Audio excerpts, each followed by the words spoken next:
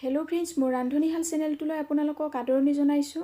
আজি মই আপোনালোকৰ কাৰণে লৈ আহিছো টেস্টি শুকান মাছৰ চাটনি। যদি ৰেচিপিটো চাই ভাল পায় তেতিয়া হলে ভিডিওটোৰ তলত লাইক কৰিব, লগতে ভিডিওটো শেয়াৰ কৰিবলৈ নাপাহৰিব।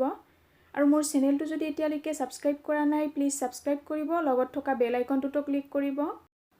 মই ইয়াতে শুকান মিছা মাছ লৈছো, আপোনালোকে যিকোনো সৰু শুকান মাছ ল'ব পাৰে। আদা আধা ইঞ্চি মান, নহৰু লাগিব 12 পৰা 15 কোমান। শুকান জলকীয়া 6 পৰা 8টা, আপোনালোকে নিজৰ হিচাপত কম বেছি ল'ব পাৰে।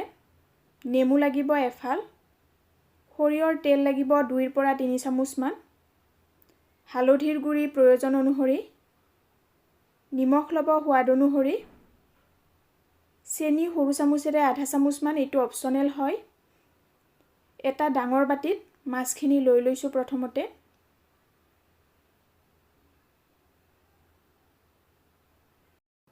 আৰু এটা সসপেনত 2 কাপ মান পানী উতলিবৰ কাৰণে ৰাখি দিম।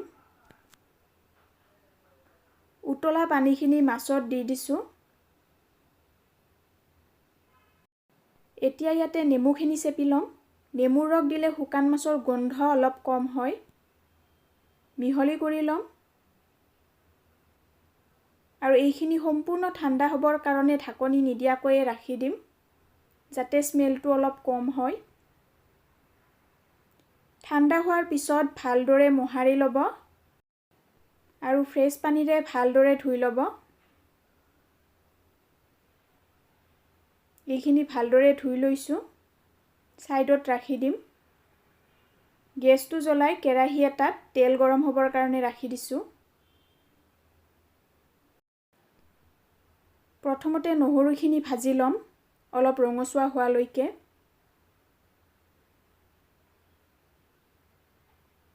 এতিয়া ইয়াতে শুকান জলকীয়া লগতে আদাখিনিও দি দিছো। এইখিনিও লো ফ্লেমত জলকীয়াখিনি ক্ৰিস্পি হোৱালৈকে ভাজি লম। জলকীয়াখিনি ফ্ৰাই হৈ গৈছে। গোটেইখিনি এখন প্লেটত উলিয়াই সাইডত ৰাখি দিম।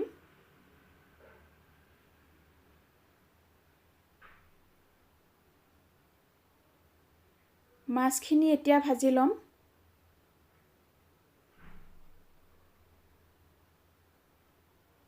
সোৱাদ অনুসৰি নিমখ লম, লগতে অলপ হালধিৰ গুড়িও লৈ লৈছো। মিহলি কৰি লম আৰু এইখিনিও মিডিয়াম ফ্লেমত ক্ৰিস্পি হোৱালৈকে ফ্ৰাই কৰিম।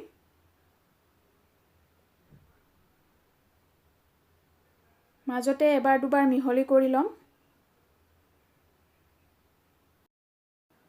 মাছখিনি ক্ৰিস্পি হৈ গৈছে। গেছৰ ফ্লেমটো অফ কৰি লম আৰু এইখিনিও প্লেট এখনত উলিয়াই ঠাণ্ডা হ'বৰ কাৰণে ৰাখি দিম।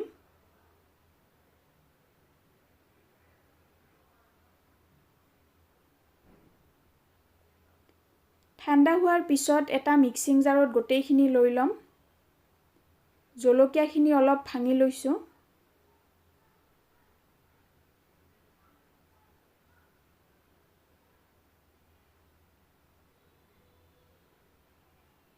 চেনিখিনি দি দিছো আৰু এইখিনি স্মুথ হোৱালৈকে গ্ৰাইণ্ড কৰিম।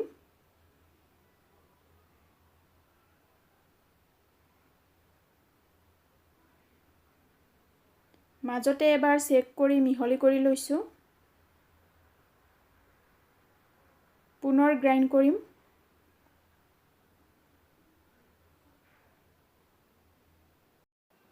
এয়া শুকান মাছৰ চাটনি ৰেডি হৈ পৰিছে। এটা বাটিত উলিয়াই লম। এই চাটনিটো আপোনালোকে ফ্ৰিজত ষ্ট'ৰ কৰিব পাৰে বহু দিনলৈকে, নহলে আপোনালোকে ইয়াতে 2 চামুচ মান সৰিয়ৰ তেল দি ৰ'দত ভালদৰে 3 দিন মান শুকাই কাছৰ বটলতো আচাৰৰ দৰে ষ্ট'ৰ কৰিব পাৰে। যদি ৰেচিপিটো চাই এতিয়ালৈকে ভাল পাইছে তেতিয়া হলে আপোনালোকে এনেদৰে এদিন শুকান মাছ বনাই টেষ্ট কৰি চাব। কেনেকুৱা পাই কমেন্টত জনাবলৈ নাপাহৰিব। আপোনালোকৰ ৰেচিপিৰ লগত জড়িত কিবা প্ৰশ্ন থাকিলে তলৰ কমেন্ট বক্সত লিখি জনাব পাৰে। ভিডিওটো শেষলৈকে চোৱাৰ বাবে আপোনালোকক বহুত ধন্যবাদ। পুনৰ লগ পাম নতুন ৰেচিপিৰ সৈতে।